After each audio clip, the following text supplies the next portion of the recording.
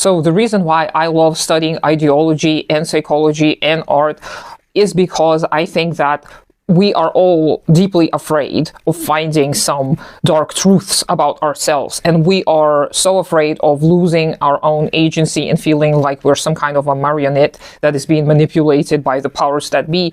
And we oftentimes preserve ourselves by hiding from these difficult conversations with ourselves or with the people who surround us. But I think it is necessary. It is necessary to deconstruct all of these preconceived notions that we are being fed. There is nothing wrong with ideology per se. Engels, as far as I know, mentioned ideology as something inherently bourgeois, but I think Marx and Engels didn't really have the time to truly delve into ideology and truly start examining it. And I think Lenin did a little bit more, and he looked at the proletarian ideology and the communist ideology as the future. So he helps us understand that ideology as a word in itself is very helpful because it shows you the idea side, right? It shows you the ideal of the epoch. It shows you how the economic base is going to necessarily create a set of ideas, a set of beliefs. And being fearful of learning more about the current ideology and how you are an ideological subject is understandable. However, again, we have to address it because these subconscious biases, just as I keep talking about, keep appearing in the leftist spaces, and we keep reproducing the same old tropes again and again and again. I see it with, sexism, ageism, even some levels of racism, some levels of colorism. People look at you, people perceive you through the lens that is currently available. In order to not fall into those easy stereotypical types of thinking is to be very conscious with the way you operate. And that is a very hard process to engage in because we want to believe that our emotions are the reflections of reality, but they're not. And I'm not saying that we're all irrational beings. What I'm saying is that we are complex beings and our emotions are a big part of how we perceive the world, of how we interact with the world. So denying that part of ourselves, denying that part of our perception is shooting ourselves in the foot. We are not going to be able to fully engage with reality and with each other if we do not at least consider all of these things. And again, I will keep on saying that until every single person I interact with is brainwashed by me, because I see it in all of these little things. When people say, well, I just like the thing. And this word just is telling me so much. People are beginning to justify something by a mere preference. And I don't believe that preferences just appear. I don't believe that there are any choices that we make that are absolutely accidental. I do know that accidents happen. I do see how, various circumstances may come into play and create certain situations. However, most of the choices that we make are not accidents. So just as I talked before, the ancient Greeks discovered that there was law to the chaos of the world. They realized that you can study the universe, you can study the chaos, and you can make sense of it. So the universe is cognizable. And in the modern day and age, we also have to admit to ourselves that there is a pattern to most of the things, especially things that are made in the human world. So we have to engage with reality using these tools that we have inherited from Marx, Engels, Lenin, and the likes, and we have to modernize them depending on our circumstances. So I'm going to give you a very simple example. The way I look to many people in my community is something that prohibits me actually from doing a lot of the things I wish I could. So I understand that I have self-ostracized myself before I was even of age to actually meaningfully engage with my community. And I don't regret that necessarily, just because I understand that this was my becoming, and it is still my becoming. I am becoming who I am, and this is an ever-ending process. It will end when I die. This is what Fromm postulated, and I think a lot of the other philosophers, materialist philosophers in particular, have been postulating for some time. So I am not afraid of being a part of this becoming process, but I see how it hinders my interactions with certain groups of people. By making myself look how I am unconsciously dividing people into categories, and this is done so that I can interact with the world easier, right? So when in the past I have claimed that I just do these things because I want to, right? Because I just like the way it looks, I was lying to myself.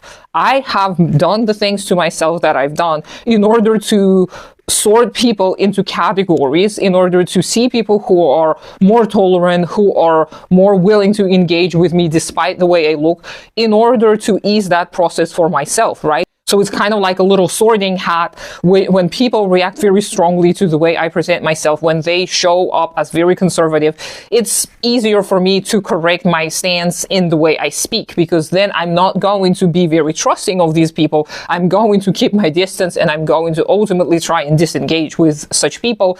Or if I'm not disengaging, I realize a risk of these interactions.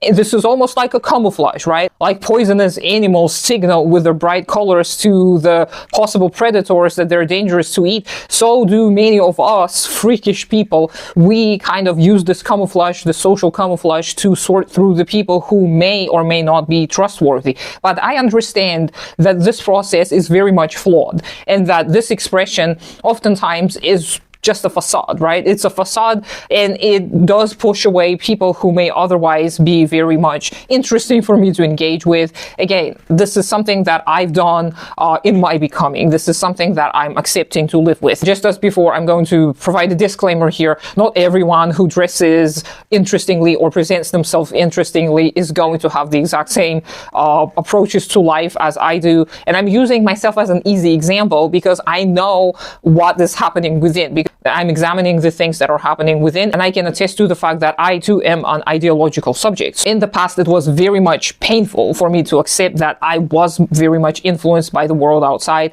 I wanted to be independent, and I wanted to be my own person. But as I've been studying Marxism more and more, I realized that yes, I am an ideological subject, and there's nothing wrong with that. It's not bad. It doesn't make me any less human. It actually truly fulfills my humanity. My ability to engage with the ideology unconsciously and consciously is what makes me fully human, because I am a part of the bigger social man, which I refer to after Vygotsky and Ilyenkov. A lot of the people have difficulty admitting to themselves and others the implications of many of the choices, and ultimately they are afraid of appearing a certain way. So all of the variables, all of the variety of human expression and of human experience is still going to fall under the umbrella of the social man. There is no way you can escape the social man. There is no way you can escape the ideology. You cannot do anything that's going to separate you from being human. Because you're just born human, as some creatures are born into some other species, there's nothing you do to deserve it. There's nothing you can do to lose this, because it's not a title. So this deeply ingrained fear that even a lot of ancient traditions would bear with a lot of the stories of Wendigo and a lot of the stories of one losing their humanity, and this slowly seeping into a lot of religions with all of the practices of ostracism, and how the worst thing for the human being have always been to be separated from a fellow man. We should not be afraid of this, because it's already happening in a form of alienation. And in order to fight the alienation, we have to understand alienation. And alienation has so many layers to it. Alienation from the fruits of our labor are very well understood in a lot of Marxist communities, but alienation from the self is what I am more interested in. This is why I keep talking about psychology and Lacan and whatnot, because when we cannot trust ourselves, we as a representation of a social man are going to then reflect. This notion is then going to reflect on all of our relationships with the world outside and with the human world in particular. We are not going to be able to fully engage if we are not trusting of ourselves, then we're not trusting of the world outside. And both of these connections, the connection to the self and the connection to the outside world, they are supposed to be worked on simultaneously. This is a dialectical connection. One cannot be separated from the other. So when I see a lot of the people denying that internal work, I see the denial of the desire to engage with the outside, the external world. You cannot truly want to build community with others if you're not willing to build community with yourself. If you do not trust yourself, you're not going to be able to trust other people. And I know I keep saying the same things over and over and over again, but that is simply because this is such a deeply ingrained issue in most of our lives, and we have to be more active about changing these things. And this is why being vulnerable in silly little things like making little videos on the internet, writing little stories, painting little paintings, expressing yourself through means that may be a little bit less scary to some people. This is why I am a big supporter of art, right? And this is why I read Vygotsky, and this is why I'm going to keep on promoting such authors and such concepts. And you can let me know what you think. I know, as usual, this video was all over the place and convoluted, but that's just how it be sometimes. So again, I hope you have a great day. Consider supporting me on Patreon.